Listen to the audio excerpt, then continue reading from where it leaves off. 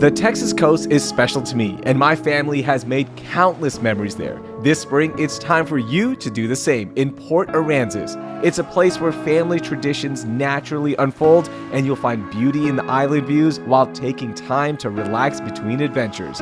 Just one visit, and you'll see why generations of Texans have anchored their traditions to the island life. Start your new favorite family tradition in Port Aransas, Texas. Plan your visit to Houston's beach at visitportaransas.com. This summer, let the fun begin at the Village School. Their summer camp is designed specifically for rising PK3 through 8th graders. Their camp offers themed weeks like arts, sports, STEAM learning, and more. And parents, they have flexible hours with early drop-off and late pickups because they know you're not on summer vacation. Lunch is included daily, so all your child needs to do is bring their excitement. Don't let summer slip away. Join the fun and make new friends today. Learn more at thevillageschool.com/summer.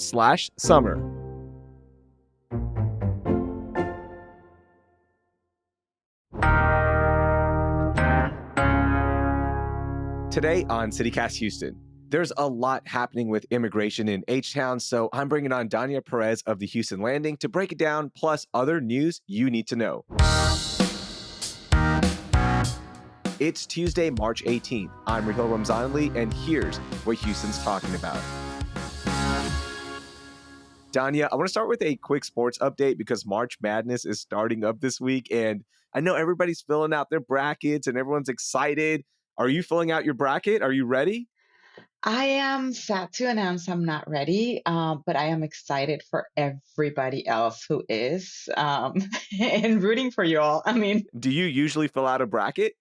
I don't. Okay. My friends do, and I pretend to pay a lot of attention when they're talking about it, but I'm not gonna lie, I easily disconnect when it comes to sports. But, Okay. but I do like to watch the games. I'm there, yeah. I know, that's the best part. And the Cougars are a number one seed once again for 3 straight years, which is a huge accomplishment, right? Like there's 68 teams that start off in this tournament.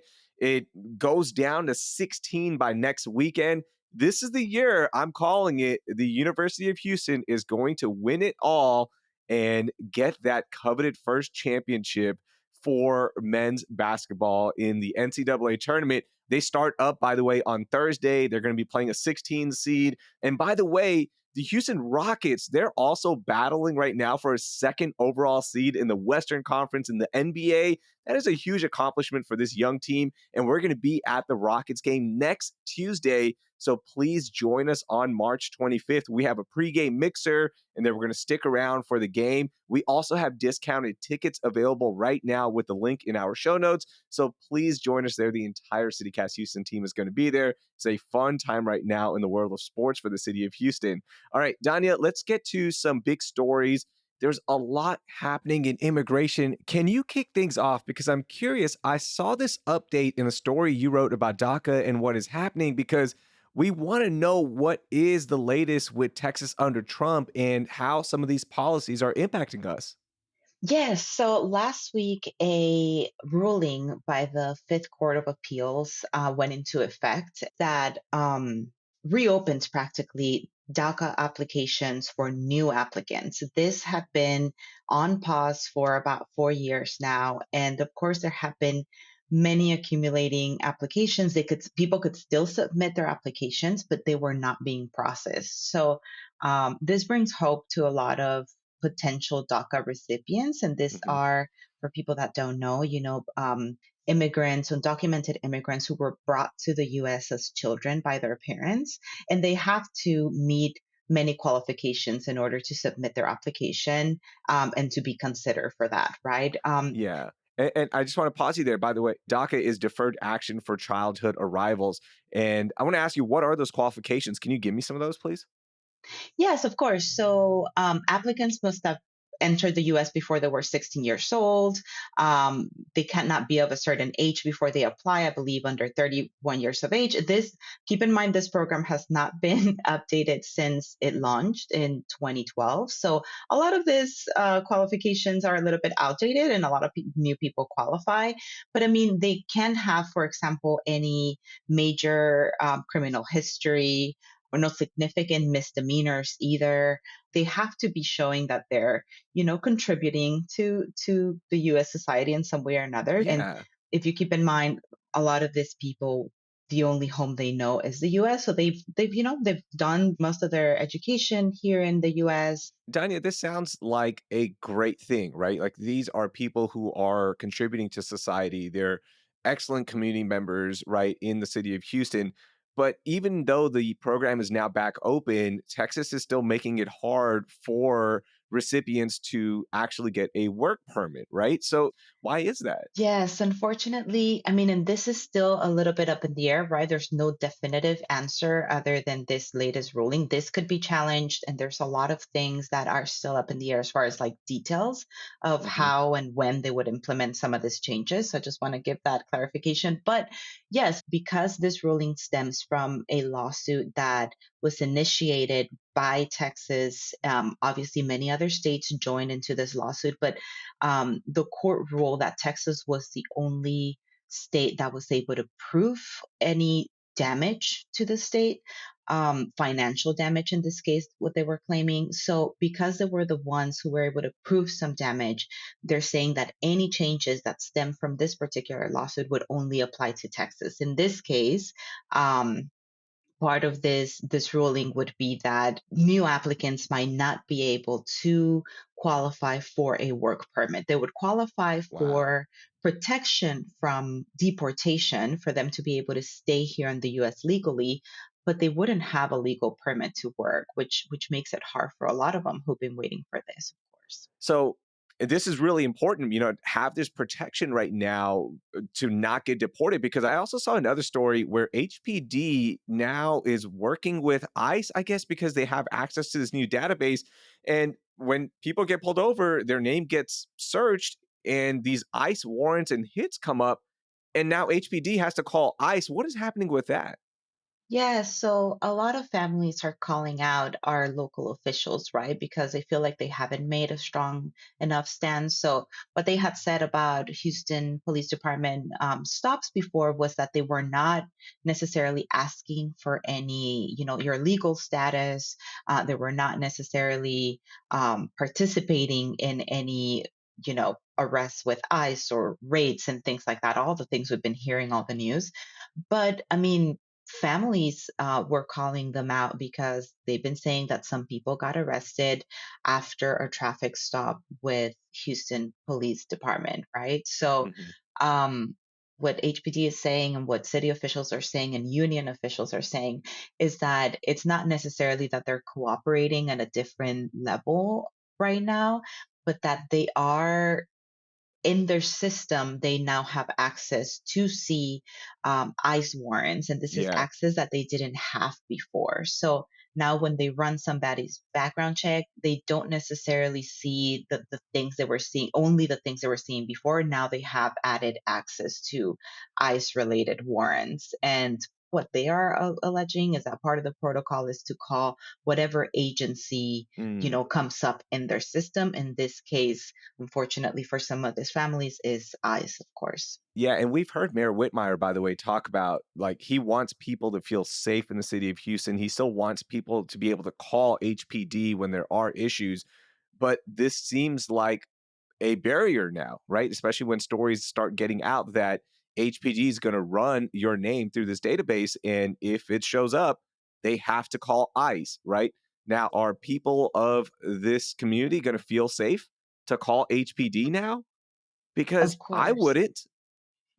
Of course, and that's honestly been the argument for many years by advocates, right, and organizations that are advocating for the protection of migrants, is that you know at the end of the day, people are going to stop reporting crimes and things happening to them out of fear for things like this happening, right? Out of fear Mhm. for, reporting maybe some abuse in their home or any type of crime, and then something coming up in their immigration background, and their families being impacted in this way. So that's obviously been the fear for many, many years. And now, after hearing all of this happening and all the raids that we've been hearing about, of course, this is a heightened fear in our community. communities. Yeah. We keep hearing that again from the Trump administration that they are going after criminals.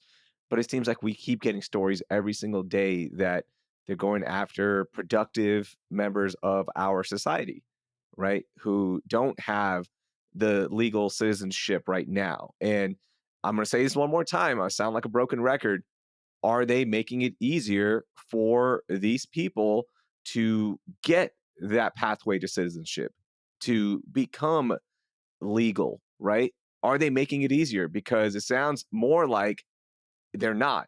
Yeah, and I would say that for a lot of these people, there's no pathway, right? I mean, when people Mhm, say get in line, the first thing a lot of advocates point to is it's what line, right? I mean, the system is not an easy system for families mhm. to navigate, for individuals to navigate. I mean, we're talking about DACA as well, right? I mean, even if they're saying yes, you deserve some sort of protection from deportation, without a working permit, if that does go into effect, then what does that mean for those Yeah, people who are just here waiting to do something productive, right? Waiting to do what they've been doing for a long time. So it is really tricky. We've also written stories, my coworkers, about, like what does it mean for people who might be falling prey to even scams, right? yeah, For so true. for ages, literally since I was a child in El Paso, Texas, and the border, I've heard about these notaries, right? Notaries that would literally fix all of your immigration issues if you paid them. Yeah, that's because notaries in other countries, like, they are practicing lawyers sort of, right? Like, they can actually do that, but over here, notaries are just certifying documents, and that's, like, where that fear and scam comes in, where you're like, "Okay, I've been told that you can help, but actually you can't." So, Correct. by the way, that whole story, we've linked it in our show notes. Mhm. Also, another immigration story that I've linked in there is about this US citizen, this girl who has been coming to the city of Houston for brain cancer treatment from the Rio Grande Valley. And she was actually deported with the rest of her family because her parents are Mexican nationals. Now, they've been coming through these ICE checkpoints to get to the city of Houston with a doctor's note previously. But this time around, that wasn't allowed. And now her family has been deported. So, this is a very heartbreaking story, of course, because it's impacting a child with brain cancer who needs a treatment. And, these aren't just talking points. These aren't just headlines. These are actual people being impacted. So, check that story out. And by the way, I also want to commend you all at the Houston Landing. Y'all are doing some great stuff with all of your immigration coverage. So please check out those stories in our show notes. I really appreciate it. And if I'm allowed to say this as well, we've been working to translate a lot of these stories, so that you can also share it maybe with friends, family members who might not want to read it fully in English or cannot fully comprehend it in English. Feel free to share those translations as well in Spanish.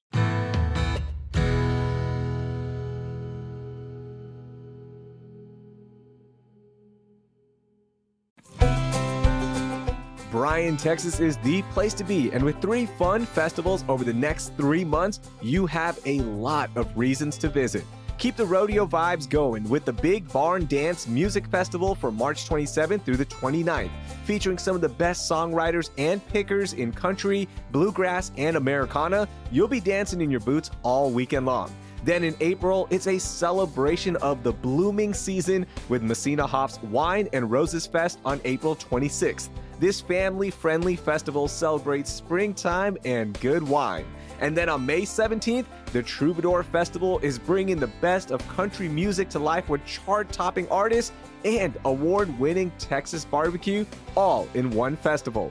And don't miss a special free concert to kick off your Troubadour Festival weekend on Friday, May 16th in historic downtown Bryan. Check out destinationbryan.com right now to plan your festival experience.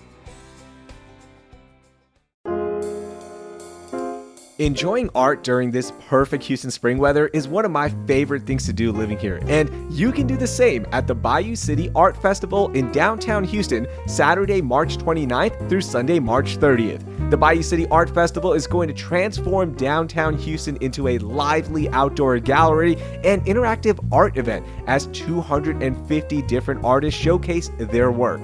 And if the art and weather aren't enough, there's going to be live entertainment stages, food trucks, a craft craft beer and wine garden, a VIP hospitality lounge, and more. They'll also have art to purchase for all price levels.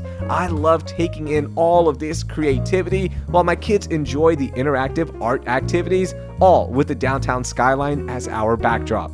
Online early bird tickets are just $18 for adults and $5 for children 5 to 12 years old. Get them at BayouCityArtFestival.com right now. That's BayouCityArtFestival.com.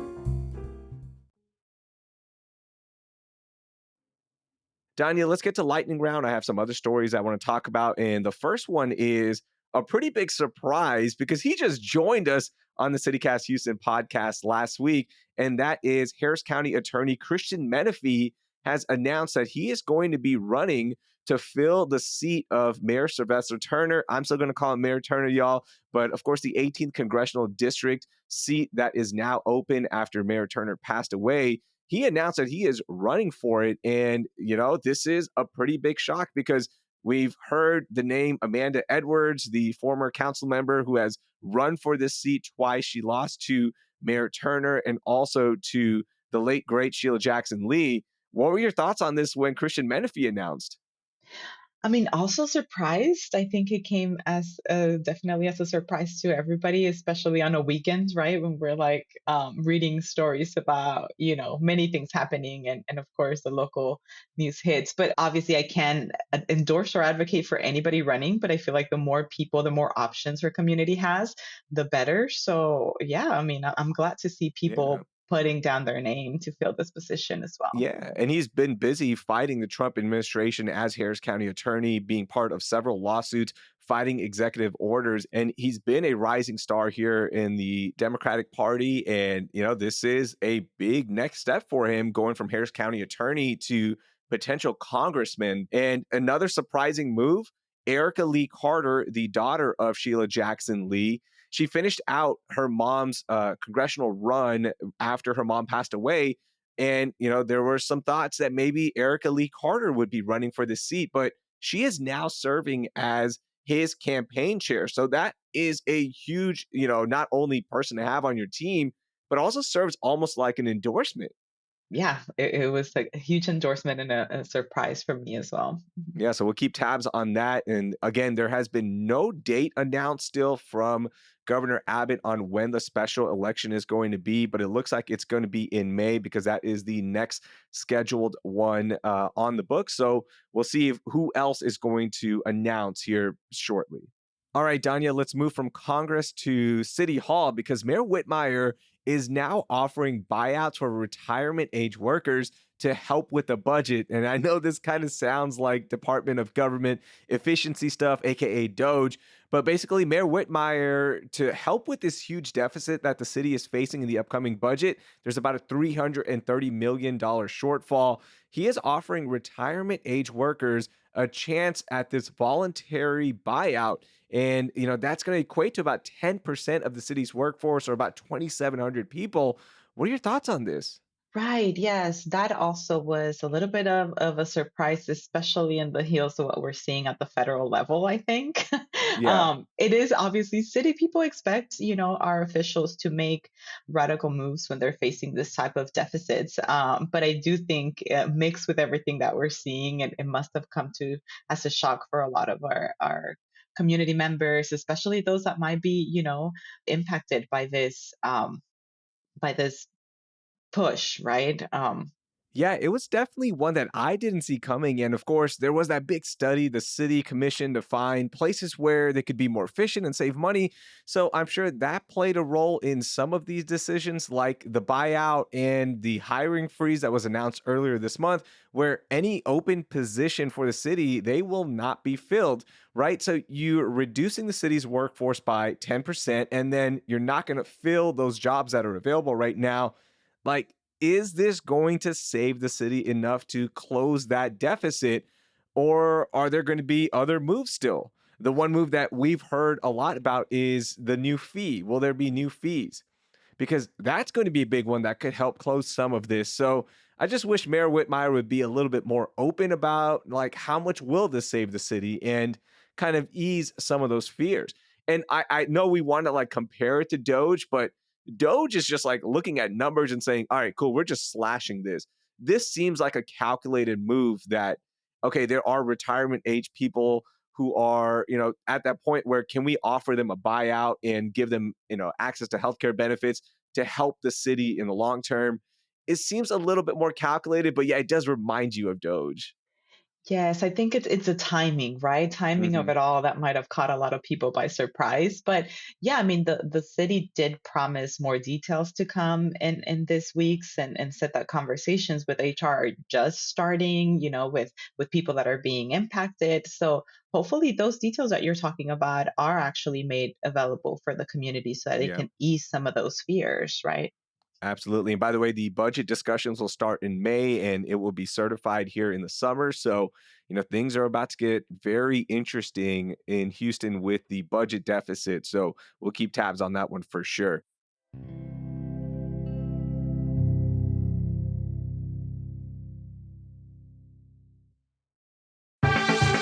Trust me when I say this, you've never experienced anything like Meow Wolf before, and nothing I say is going to prepare you for just how incredible Meow Wolf radio tape is, but I'll try. You start by walking into a community radio station, and from there, ordinary objects take you into a mind-bending world where art, sound, and storytelling collide. I mean, over 60 local artists have helped create this experience, and there's truly nothing like it. The best part, Meow Wolf is fun for everyone, and it's why I recommend it to all of my friends and family, and now you. Plus, there's always something new and dynamic happening there, so you can make it a daytime adventure or an adult-only evening. Experience why I always leave Meow Wolf with a creative buzz and an appreciation for the out of the ordinary by buying your tickets at meowwolf.com/visit/Houston. One final tip, don't look at pictures online of what Meow Wolf has in store. Just go in and be ready to have your frequency changed. This podcast is supported by Progressive, a leader in RV insurance. RVs are for sharing adventures with family, friends, and even your pets. So if you bring your cats and dogs along for the ride, you'll want Progressive RV insurance. They protect your cats and dogs like family by offering up to $1,000 in optional coverage for vet bills in case of an RV accident, making it a great companion for the responsible pet owner who loves to travel. See Progressive's other benefits and more when you quote RV insurance at progressive.com today. Progressive Casualty Insurance Company and Affiliates. Pet injury is an additional coverage and subject to policy terms. Okay, my last story for you in lightning round. This is just, I just want to bring this up because I couldn't believe it. But a 20-year-old was shot and killed in the Heights after two groups started fighting over a music poster. Now, that music poster is for Playboy Carti. He's a hip hop artist. He just put out a new album called I Am Music. But these two groups started fighting and, gunfire broke out. A 20-year-old is now dead because of this, and a 40-year-old ended up in the hospital. I mean, this is the Heights, right? Like, I did not expect this at all, but a music poster, Danya, it's so senseless. Yes, for as a person that has many music posters hanging up on my wall still, that's heartbreaking, but it is so senseless, right? I mean, it tells you a lot about, how on edge maybe a lot of our community members might be, and Yeah.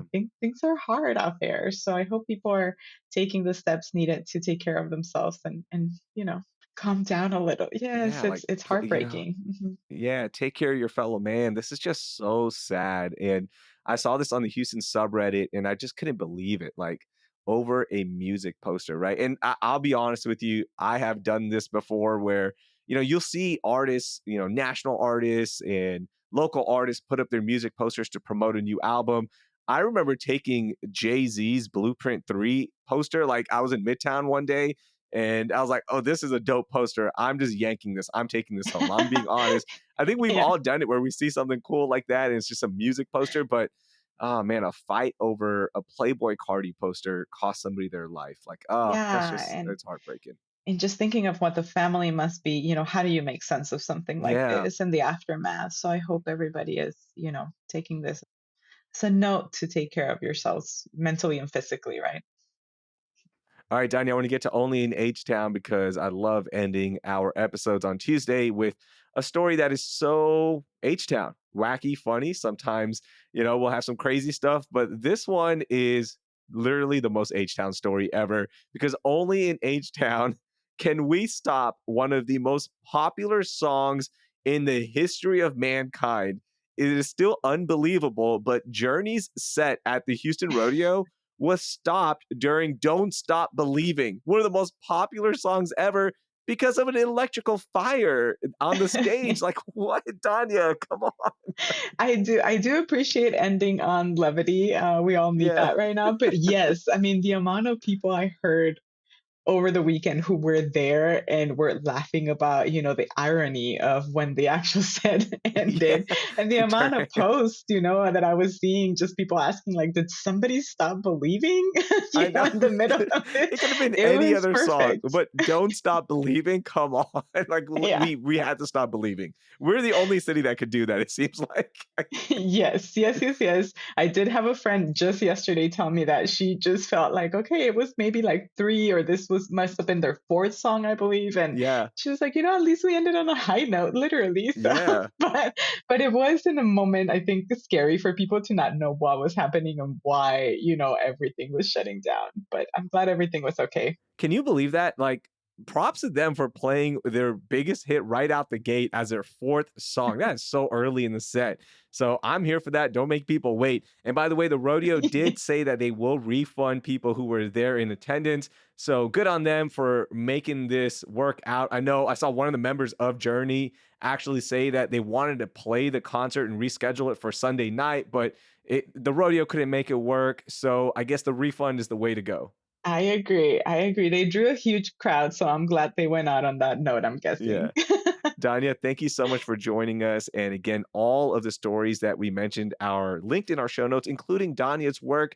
So please check those out and support Danya and her colleagues at the Houston Landing. Thanks, Danya. Thank you so much for having me. Always, always a good time here. That was Danya Pérez. She writes about diverse communities at the Houston Landing.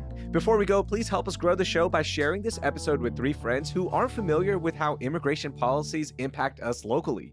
Also, drop us a rating and review wherever you're listening right now. And of course, subscribe to CityCast Houston if you haven't already, and our daily newsletter, Hey Houston, for even more news, happenings, and moments of joy, because we love Houston just like you. Thanks. That will do it for today. I'm Raheel Ramzanali. Thank you for listening, and I hope you learned something new.